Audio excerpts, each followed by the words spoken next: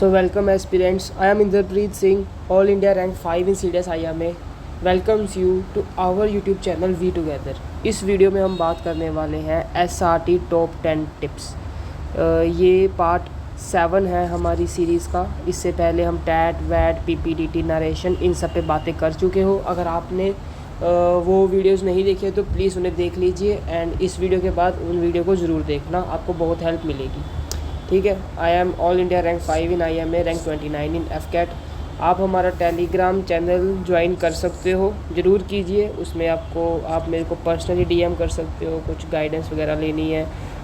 GS current affair के quiz upload करता रहता हूँ, अपडेट्स भी डाल देता हूँ। और आपको कोई भी डाउट हो SSB से रिलेटेड या रिटर्न से रिलेटेड, कोई भी डाउट हो, call up instruction, join Indian army जैसे कोई भी पर्सनल क्वेरी, तो आप वहाँ पे मेरे को DM कर सकते हो। So let's move to the first tip without wasting any time. First tip हमें कह रही है write short brief and complete response. इसे एग्जांपल से समझते हैं। His exam after 2 days and he fell ill. He take medicine and rest, cover syllabus, do revision, did good in exam. तो ऐसा क्या हम कोमास को यूज़ करेंगे, हमारा जो लंबा चौड़ा सेंटेंस बनना था उसको शॉर्ट में लेके आएंगे और अपना जो पूरा मैसेज है उसे कन्वे कर देंगे। ठीक है, इस तरह से हम जो है शॉर्ट लिखेंगे पर कंप्लीट लिखेंगे कोमास की हेल्प करने से। ग्रामर का इतना ध्यान रखने की ज़रूरत नहीं है, बस हमारा जो सेंटेंस का मीनिंग है वो ब्यूटीफुली अच्छा तरह से समझ आना चाहिए। ठीक है, आगे चलते हैं। सेकंड स्लाइड हम कह रहे हैं do not leave any task unaddressed in the situation. कुछ सिचुएशन ऐसी आएंगी जब आप SRT प्रैक्टिस करोगे, SSB में दोगे, जिसमें 2 3 4 काम हमें करने हो सकते हैं, तो उन चारों को करेंगे। ऐसा नहीं करेंगे कि कोई अगर कम ज़रूरी है या मतलब ज़रूरी नहीं लग रहा आपको कि यार इसके बिना चल जाएगा, जो मेन हमारे हैं जो उनको देख लेते हैं, बाकी के बारे में नहीं लिखेंगे, टाइम बचेगा। ऐसा नहीं करना है। जो एक स्लाइटली चीज़ भी है, इवन कई बार सिचुएशन ऐसी आती है कि आपके नोट्स आप घर भूल चुके हो और रास्ते में ट्रेजेडी हो गई कुछ, तो आप ट्रेजेडी को तो सोल्व करोगे, घर से नोट्स भी लेके आओगे। ठीक है, ऐसे आप किसी भी चीज़ को छोड़ोगे नहीं, किसी भी टास्क को सिचुएशन के अंदर अनएड्रेस्ड नहीं छोड़ना है। तीसरा देखते हैं, do not leave any situation in between. अच्छा, मान लो जैसे 60 सिचुएशन आती हैं, 1 2 3 4 5 एंड सो ऑन टू 60। आपने 60 तक कर दी पर आपने बीच में 4th छोड़ दी, 12th छोड़ दी, 39th छोड़ दी, पर ऐसा आप नहीं करोगे।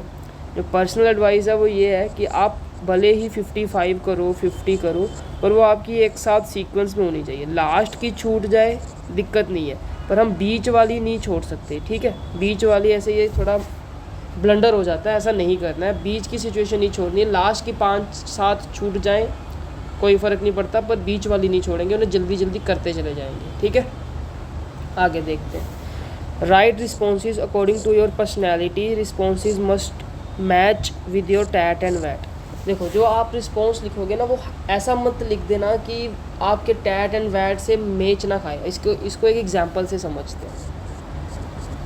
ठीक है, एक बंदा है, वो लेट नाइट शो मूवी से निकला, उसे 3 बंदों ने घेर लिया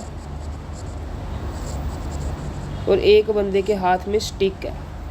ठीक है, एक दूसरी पर्सनैलिटी का बंदा है, उसे भी 3 बंदों ने घेर लिया और उसके एक के हाथ में स्टिक है।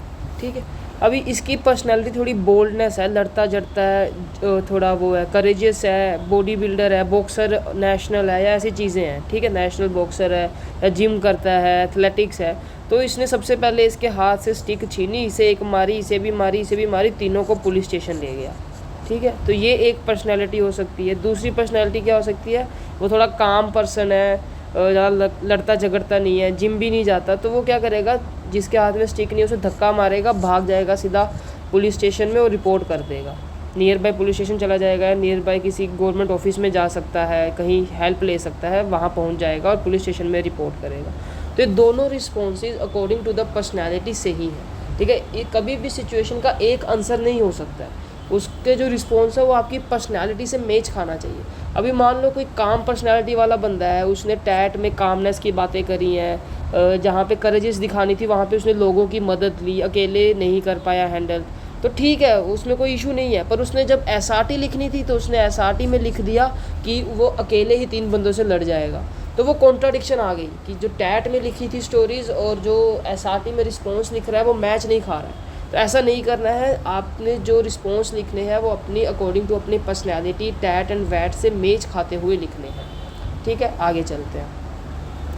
हाँ, 5th पॉइंट हमें कह रहा है be humble in your responsive. जैसे कुछ सिचुएशंस आती हैं जिसमें आप अपने सीनियर से बात करोगे, अपने टीचर से बात करोगे, किसी ओल्ड पर्सन से बात करोगे, मम्मी पापा से बात करोगे, तो उसमें थोड़ी हम्बलनेस दिखाओ कि आप पोलाइट नेचर से, थोड़ी रिस्पेक्टफुल नेचर से उनसे बात कर रहे हो। ऐसे नहीं कि सीधा ही लिख दिया कि बस बोल दिया और हो जाएगा, मैं उन्हें कहूँगा और मैं अपनी गर्लफ्रेंड से शादी कर लूँगा। जैसे आती है ना सिचुएशन कि पापा बोल रहे हैं कि गर्लफ्रेंड से शादी नहीं होगी, अरेंज मैरिज होगी, तो उसमें बच्चे लिख देंगे कि नहीं मैं उन्हें बोलूँगा और कर लूँगा। ऐसा नहीं, हम्बली बात करो, थोड़ा पोलाइट नेचर रख के। ठीक है, अभी यहाँ पे एक छोटी सी ऐड कर लेते हैं।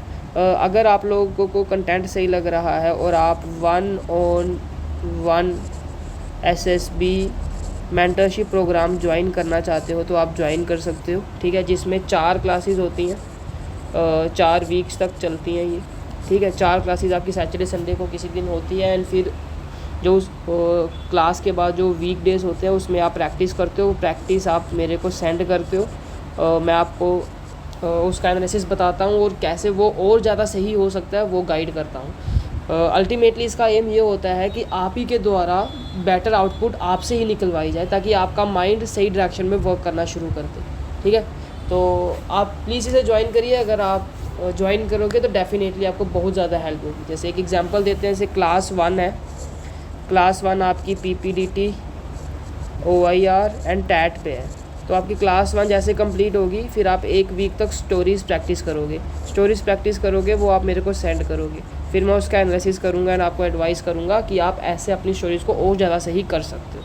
ठीक है, in case you want to join you may and it will definitely helps you. आगे चलते हैं। 6th, never write anything against the organisation government bodies. ऐसे कुछ सिचुएशन आती हैं जिसमें स्ट्राइक्स की बात कर रहे होते हैं या कुछ दंगे की बात चल रही होती है कि गवर्नमेंट के आगे प्रोटेस्ट करेंगे। ऐसी चीज़ें आपको नहीं करनी है और ऐसा रिस्पॉन्स लिखना है कि आप उसे रोकोगे कैसे, जैसे बातचीत करके एंड ऑल। ठीक है, तो ऐसी चीज़ों से आपको अवॉइड करना है, इनमें पार्टिसिपेट नहीं करना है। भले ही आपका बेस्ट फ्रेंड जा रहा हो, आपकी गर्लफ्रेंड जा रही हो, कोई भी जा रहा हो, आपको उन्हें भी रोकना है। ठीक है, never write anything against organisation और गवर्नमेंट बॉडीज़। ठीक है, आगे चलते हैं। 7th हमें कह रहा है do not break rules and regulation. जैसे ट्रैफिक रूल, जैसे कई बार ऐसे सिचुएशन आती है कि आप 2 दोस्त बाइक पे जा रहे थे, किसी ने लिफ्ट मांग ली तो आप तीसरे को बिठा लोगे, तो वो ट्रैफिक रूल्स के अगेंस्ट है। ऐसे मतलब जो गवर्नमेंट के बनाए हुए रूल्स हैं या जो बेसिक ह्यूमन नेचर के रूल्स हैं कि हम प्लांट्स को नहीं तोड़ते हैं एंड ऑल दीज थिंग्स, ऐसी चीज़ें नहीं करनी है। फिर जैसे आता है एग्ज़ाम में चीटिंग। ठीक है, आपको एक आंसर नहीं आ रहा, आपके दोस्त ने लिख लिया है और आप फिर क्या करोगे, तो बच्चे लिखेंगे उससे पूछ के लिख लूँगा। ऐसा नहीं है, ये चीटिंग वाली चीज़ें, जो बेसिक एथिक्स है, मोरल्स हैं, उन्हें ब्रेक नहीं करना अपने रिस्पॉन्सेज, अपने स्टोरीज़, अपने वैट में। ठीक है, आगे चलते हैं। Do not use if but although try तो बिल्कुल यूज़ नहीं करना, I will try to do this ना। और इफ़ का भी यूज़ नहीं करना कि जैसे कई बार एग्जांपल लेते हैं, एक ही एग्जांपल हमें कह रही है कि your friend start drowning in the river, तो ऐसे नहीं लिखेंगे कि if I know the swimming I will jump otherwise I will find a rope. आपका जो रिस्पॉन्स होना चाहिए वो क्लियर कट डूएबल रिस्पॉन्स होना चाहिए कि I will jump into the pond and get him out. ठीक है, सीधा क्लियर कट रिस्पॉन्स लिखो। If but else although can good will would, ऐसी चीज़ें, ट्राई तो बिल्कुल नहीं, ऐसी चीज़ें नहीं लिखेंगे। ठीक है, आगे चलते हैं। Do not get offended by words like step mother, step dad, step sister, making fun of you. ऐसी चीज़ों से ऑफेंड नहीं होना। जैसे मान लो सिचुएशन आती है कि your step mother refuse to give pocket money this month you, तो इसमें ऐसे नहीं लेंगे कि यार वो स्टेप मदर है इसलिए उसने मेरे को पैसे नहीं दिए। कुछ भी दिक्कत हो सकती है घर में, इस बार उतना बिजनेस अच्छा नहीं हुआ या पापा की सैलरी डिलेड है, ऐसी चीज़ें। सो आप उसमें लिखोगे कि I will manage with my savings. ठीक है, ऐसा नहीं लिखेंगे कि I will argue with my mother and get my pocket money, ऐसी चीज़ें नहीं लिखेंगे। उसमें समझना है कि मतलब ऐसे वर्ड्स जो है ये ट्रैप करने के लिए डाले जाते हैं, इसमें ट्रैप होना नहीं है। आगे चलते हैं। Write responses in the order of priority. जैसे अभी हमने देखा था कि कुछ सिचुएशंस ऐसी होती हैं जिसमें हमें 2-3-4 काम करने रहते हैं, तो उन काम को उस ऑर्डर में करो जो आपकी प्रायोरिटी। जैसे किसी को इंजरी है, मम्मी ठीक नहीं है, तो उनकी केयर को सबसे पहले लिखो कि will take care of the mother and medicines. फिर उसके बाद जो सेकंड प्रायोरिटी है, जो अपना सेल्फ का काम है ना, जो हमारा सेल्फ वर्क था, उसे सबसे लास्ट में लिखेंगे। ठीक है। अभी अगेन आप अगर लिखने के लिए ऐसे लिख दो और आपकी टैट में मैच ना हो कि आप थोड़े सेल्फलेस बनते हो, दूसरों को प्रायोरिटी देते हो, अपना काम लास्ट में रखते हो, तो ये चीज़ें मेल नहीं खाएंगी। तो इन चीज़ों को मेल खिलाना है आपको। स्टोरी जैसे जिस ऑर्डर में आपके टैट चलेंगे उसी ऑर्डर में आपकी SRT चलेंगी। ये सब चीज़ें मैच खानी चाहिए। ऐसे मैंने बता दिया कि सेल्फ वाले काम लास्ट में लिखने हैं, तो यहाँ पे तो आप शो कर रहे हो कि सेल्फलेस बनते हो, दूसरों को, मम्मी को या मम्मी के काम को आप इम्पोर्टेंस दे रहे हो, बाकी अपना काम बाद में करोगे। पर टैट में आपने अपने काम को प्रायोरिटी दे दी, जो किसी की हेल्प करनी थी वो लास्ट में लिख दिया, तो वो थोड़ी कॉन्ट्राडिक्शन हो जाएगी। ऐसी चीज़ें नहीं होनी चाहिए, या कम से कम होनी चाहिए। ठीक है। Use resources and right modern realistic responses. ठीक है। जैसे रिसोर्सेज होते हैं कि रस्सी यूज़ करूँगा, जैसे मैं अपने लिख देता था, मैं टर्बन्स का यूज़ करता था अपने, कड़ा जिस जहाँ पे फाइट की सिचुएशन आती थी तो लिखता था कड़ा यूज़ करूँगा। तो ऐसी चीज़ें जो भी आपके पास रिसोर्सेज अवेलेबल रहते हैं, या आप मॉडर्न जो रिसोर्सेज है, मोबाइल फ़ोन हो गया, या ऐसे व्हाट्सएप पे सर्कुलेट करेंगे, कोई अवेयरनेस फैलानी है तो इंस्टाग्राम पे सर्कुलेट कर देंगे। ऐसी चीज़ें आप लिख सकते हो, ऐसे जो मॉडर्न रियलिस्टिक रिस्पॉन्सेज का यूज़ करना है उसमें। ठीक है। तो ये थी 10 tips. Hopefully these tips will definitely help you.